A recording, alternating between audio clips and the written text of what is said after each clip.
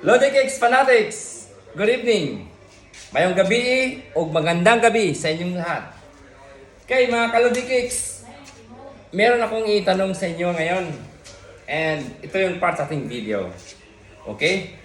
So ang tanong, nakakasira ba sa pagkalalaki kung tayo ang maglalaba sa mga gamit o used clothing ng ating mga minamahal sa buhay? Ito ba'y nakakasira o nakadagdag sa ating pagkalalaki? Okay. So, yun ang ating tatalakayin ngayon mga Kalodi Cakes. Mga Kalodi Cakes, pag tayo nung una, tinuturuan tayo ng parents natin mga gawaing bahay. Minsan, tumatakbo tayo. Yeah? Umiiwas tayo. But, when we grow up and have a family, meron tayong tinatawag na division of labor sa pamilya natin. May gawaing pambabae, may gawaing panglalaki, and kung may mga anak tayo, dapat din natin silang pagbigyan ng task para hindi naman sila magiging tamad. Okay? So, going back sa tanong, ito ba yung nakakasira sa ating paglalaki kung tayo ay maglalaba? Well, sa side ko, mga Kalodi Cakes Fanatics, sagot ko dyan, hindi. Sapagkat ito ay isa sa mga paraan na tayo makatulong sa ating asawa. Okay, sabihin natin, ang paglalaba, gawaing bahay yan, gawaing pambabae. Tayo mga lalaki, we go out, find jobs, to bring foods, to bring money to the family. And yung paglalaba, pambabae yan. That was the practice before. Pero ngayon, sa new generational na natin ngayon, mukhang hindi yan applicable. So lahat ng work, meron na nga may batas nga, equality. Kung ano magawa ng babae, magagawa ng lalaki. Kung ano magawa ng lalaki, magawa ng babae. So ngayon mga Kalodi Cakes, isa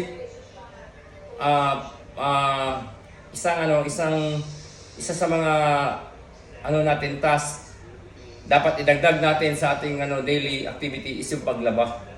Basic na yan, basic lang yung paglalaba. Wag kang sabihin na nakakasira yan sa pagkalalaki mo. Hindi. Ang importante, nakais ka sa mga trabaho at pambahay pag nakatulong ka sa misis mo or sa partner. So, jump in tayo sa sink sapagkat ako yung maglalaba. Daming ito maglalaba. Ito, mga yung panglabas ng mga t-shirt. Ang style ko kasi sa paglaba, hindi ko iniipon lahat. Yung pangbahay, iwa-washing, yung panglabas o pangpasyal na mga damit, i-handwash ko talaga. Damit ni Mrs. Ako mag-handwash. Gamit ni Mrs. sa kanil Princess yung panlabas. But yung paminsan si Mrs. Minsan din ako. And si Princess, yung mga maliliit na mga damit niya, siya maglalaba. And yung mga pambahay o mga ordinary shirts, pwede nyo i-washing. Hindi na kailangan. Kasi, binibigyan ko kasi ng lifespan yung damit na pangpasyal kasi medyo kahit mamahalin. Medyo may range yung presyo. Kaya, hinahandwash ko talaga. Unlike dun sa washing, daling yung thread ng damit mo, daling So, yun mga Kalodi Cakes. Technique ko dyan para maging long last yung gamit natin na pangpasyal, i-handwash mo. And then huwag mo masyadong apply force. Kunting lang. Kasi hindi naman ito masyadong marumi. Kunting kick ka lang kamay. And first, lagyan natin ng tawag ito? Powder. Kung paubos na yung powder Bemos lang powder! Balik naman tayo bukas.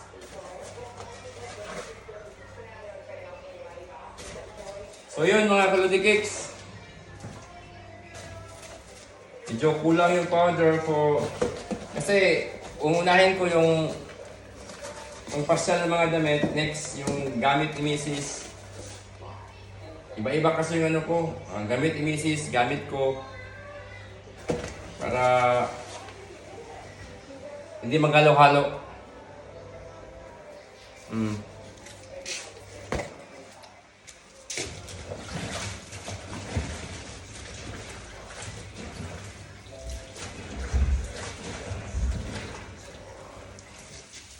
So yun mga Kalodi Cakes. Hindi talaga nakakasira kung ang lalaki marunong maglaba. Dagdag pogi points yun. Di ba?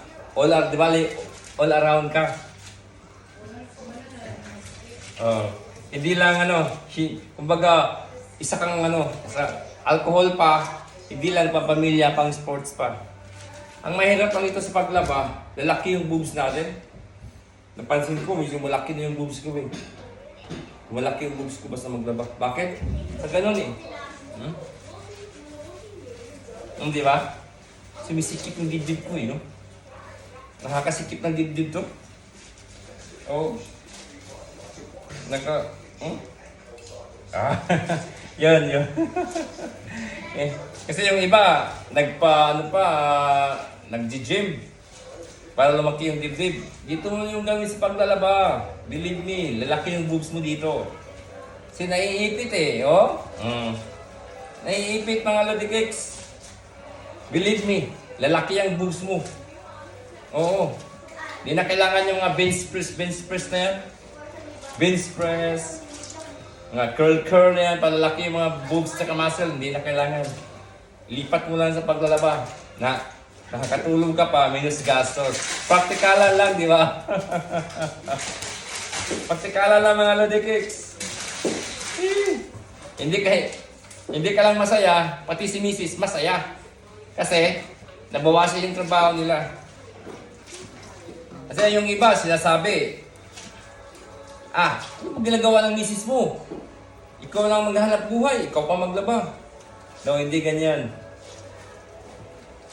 To let you inform you mga Kalodi Cakes. Baka sinasabi ng iba, ang trabahong bahay ang pinaka-easy. Kamali tayo dyan. Yung trabaho ng asawa natin, yun ang pinakamahirap. Yun ang pinakahirap na trabaho. Kasi araw-araw inalagaan yung anak natin. Same time, tayo pa pinagluluto ng sarap na pagkain. So yun. Kaya pagbigyan natin sila, pag day off natin, find ways na makatulong ka sa mga gawaing bahay. Para man lang maibisa yung paghihirap nila. Hindi natin makikita yung paghihirap nila. Pero, kung ikaw ay isang sensitibong partner o asawa, malalaman mo kung sila na ba ay napapagod, sila ba yung nasisiyahan. Alam natin nasisiyahan, pero yung kasiyahan, may hangganan din yun. At hangganan ng kasiyahan sa gawaing bahay ay kapaguran. Yung mga makina nga, pag minsan, nag-aaberya. Kasi napapagod din. Tao pa kaya. Kaya yun mga Kalodi Cakes, minsan, tumulong tayo sa gawaing bahay, lalo na sa paglalaba. Paglalaba, kahit na yung natin. Sabi nga yung pangpasyal ng mga damit, panglabas ng damit. Yun ang trabahuin mo. Huwag lang sa'yo. Isama mo yung damit ng asawa mo, tsaka yung mga anak mo. Para at least, maibsan yung paghihirap o gawaing bahay ng asawa o misis mo.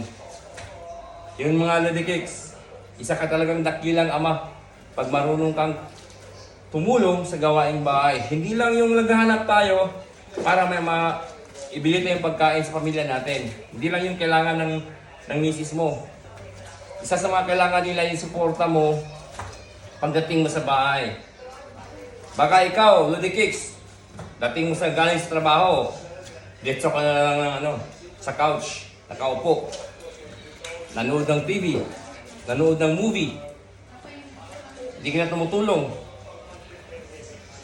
Yung pagdating natin sa bahay, yung galing sa trabaho, yun sana ay ang oras sa pahinga ng misis mo. Ikaw na dapat ang gumawa ng mga gawaing bahay. Okay? So mga Lodi Cakes, hindi lang yung trabaho natin, isip ama ng tahanan ang maghanap ng pagkain o pera para may maibigay kay misis. Kailangan din ni misis yung suporta natin sa gawaing bahay. So that's it. Hopefully mga Lodi Cakes, may naibigay naman ako sa inyong mga tips para lalong mas masaya si misis. Kasi may kasabihan tayo, a happy life is a happy wife. Kung masaya yung misis mo, yung asawa mo, masaya din ang buhay. Di ba? Paano ka sasaya kung ang mukha na nakaharap sa iyo ay nakasimangot? Di ba? May mga may poster nga bawal nakasimangot. Paano ka sasaya kung misis mo nakasimangot sa iyo? Nakatingin. Nagtrabaho sila, naglalaba pero nakatingin sa iyo, nakasimangot. Kasi ikaw wala kang ginawa. Nakaupo ka lang nanood ng TV. So, dapat lang mga Lodi Cakes, tumulong tayo sa gawaing bahay. Lalo na itong paglalaba. Kasi ito yung pinakamahirap sa gawaing bahay. Paglalaba. Yes. Yung responsibilities natin isip, ama, huwag natin i-limit doon sa sinasabi kong paghahanap natin ng pera o pagkain. We need to do something also. Especially sa house chores. Okay? So yun mga Lodi Cakes. Inuuna ko itong yung white and then yung decolor. Alam ko hindi ito mag-fade pero yun talaga yung practice ko. So kahit na medyo yung clothing, alam ko na hindi mag-fade. Malaman natin kasi yung clothing na mag-fade at saka yung hindi. So kahit na alam ko, sisipalit ko pa rin. Kasi yun ang practice ko. Okay? So, mga Lodi Cakes, yun lang for this vlog. I-recap ko, bilang ama, di lang doon nag-start yung trabaho, doon nag-start o kuminto yung trabaho, responsibilidad natin isip ama yung maghanap ng pagkain o pera para may maibigay kay misis to buy foods. Kung hindi, mag-participate din tayo sa mga trabahong bahay. Okay? We must initiate ourselves to do something in house chores para maging modelo tayo sa mga anak natin. Okay? Para yung mga anak natin hindi rin maging tamad. We will serve as model to them in working together as one family. Okay, Lodi Cakes, that's it for this vlog. Keep watching and share the love. Thanks, Lodi Cakes. Bye.